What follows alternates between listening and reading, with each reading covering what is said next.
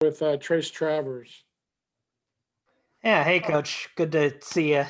Trace, how are you, buddy? Good to see Pretty you. good, pretty good.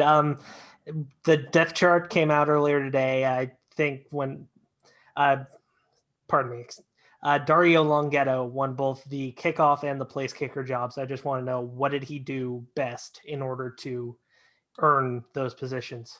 Well, I think, obviously a different set of circumstances in the time that we had to get prepared. And so I think it's a combination of, obviously he punted some games for us, but I think it's a little bit of an experience factor.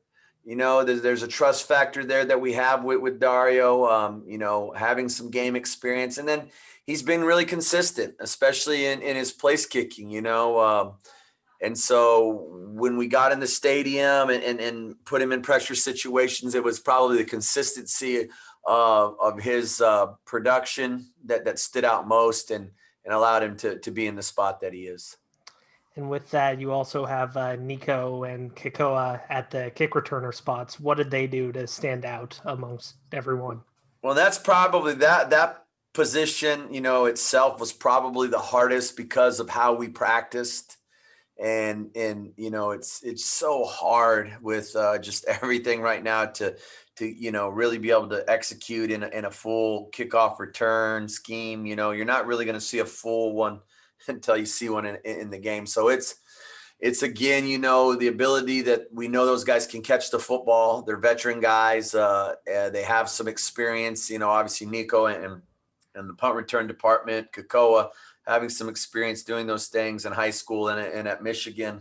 So it's a combination of those things that we think those guys will give us the best opportunity right now with where we're at and the situation that we're at. They give us the best experience and skill set, kind of a combination of both.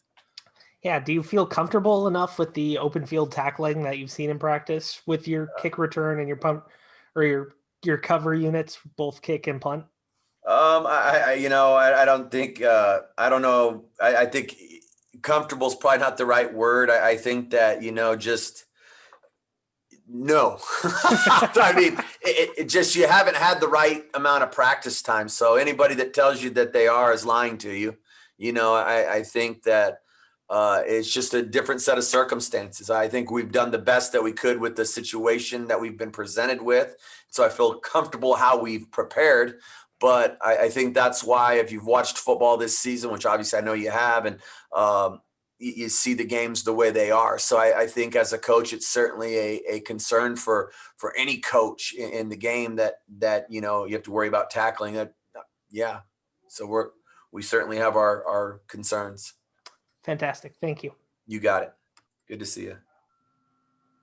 Okay. We'll move on to Rusty Simmons from the Chronicle.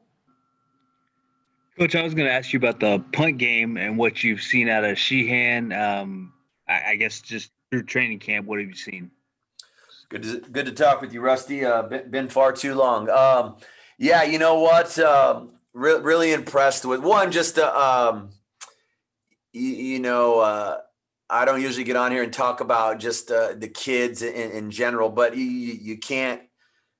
I can't talk about Jameson with just fundamentally what kind of young man he is. He's just a tremendous young man that you enjoy being around on a daily basis. And so even though, he hasn't played a college football game, that's not a real concern because he's played, at a high level, competitively.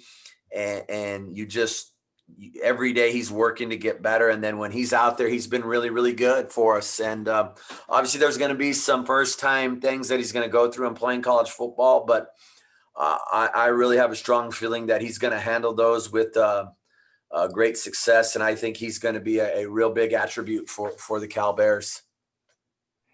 Can you give me any kind of insight into how you found him?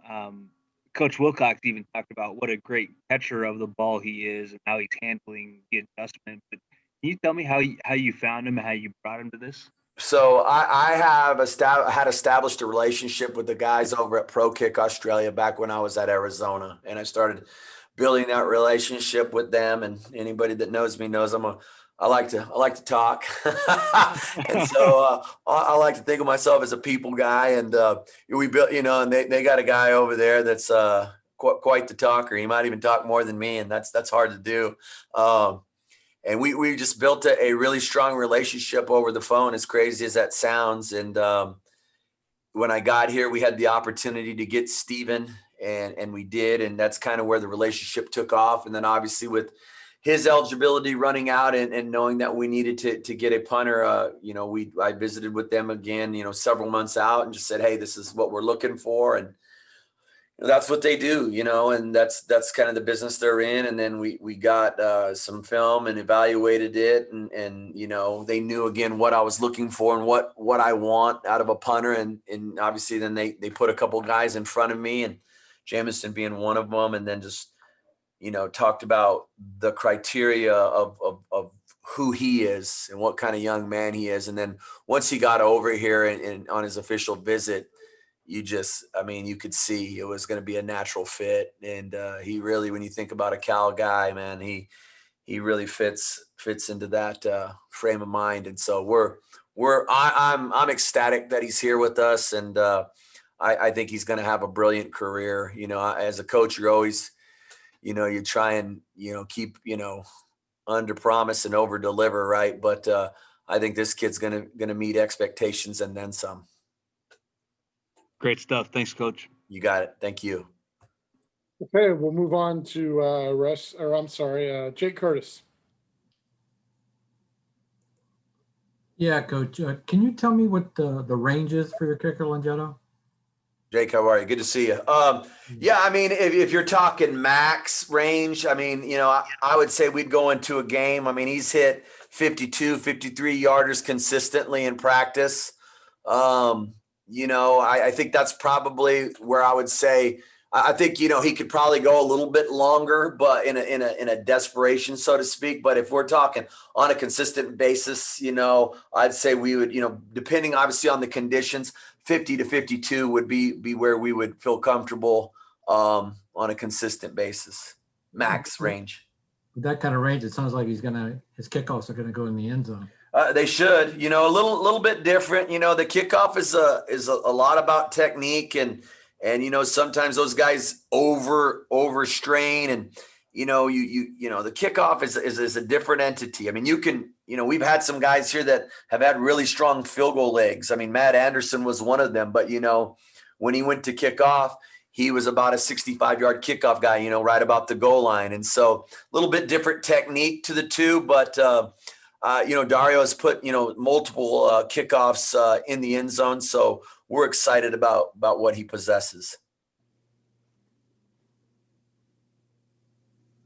Okay, Rusty Simmons. We'll move on to Rusty.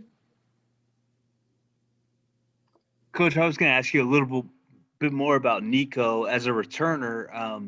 Tell me a little bit about his assets, what he does for you there.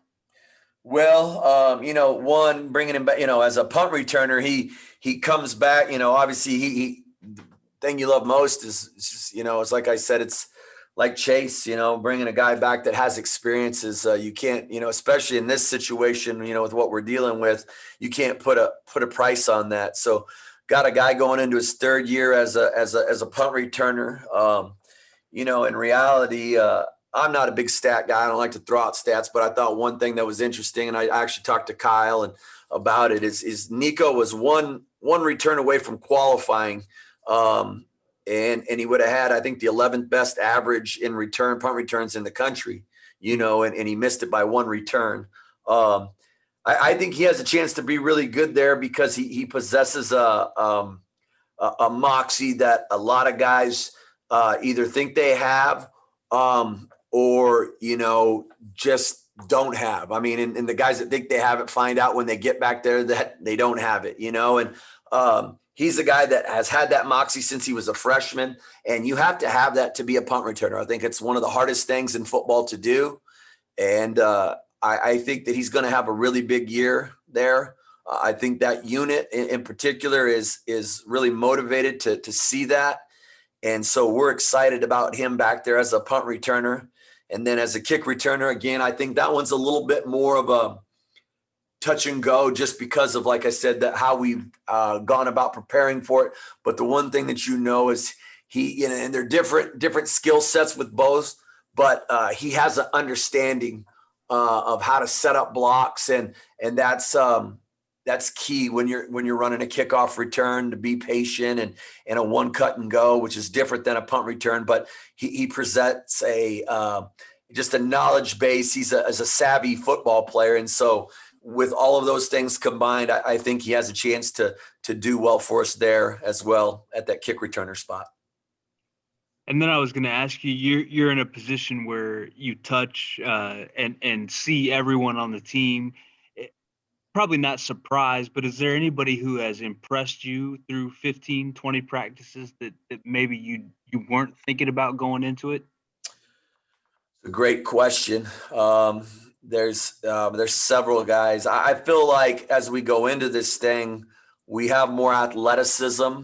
Our depth is still, with numbers and just the depth is always, you always want more depth, but I feel like we have more athletic body types than we've had here before. So overall, I've felt really good about going into this, quasi fall camp, whatever you want to call it, just from the athletic body types.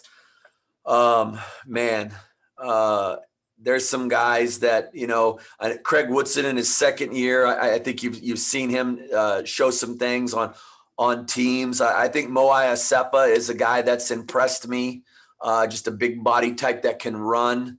I really like what he has shown. There's a lot of them. Trey Pastor's another young man that I'm excited about. Colin Gamble's has shown some really good things. Always when you start thinking about these, there's inevitably somebody I'm going to hang up with you and say, dang it, why didn't I say that guy's name? But those are probably three guys that have stood out. Aiden Lee has been a big body type that can run and has been impressive. So those would be some guys offhand right now that I would say that have been impressive. Much appreciated. Absolutely. Okay, does anybody have a final question for Charlie? If you do, give you about 3 seconds here. If not, we'll let him go.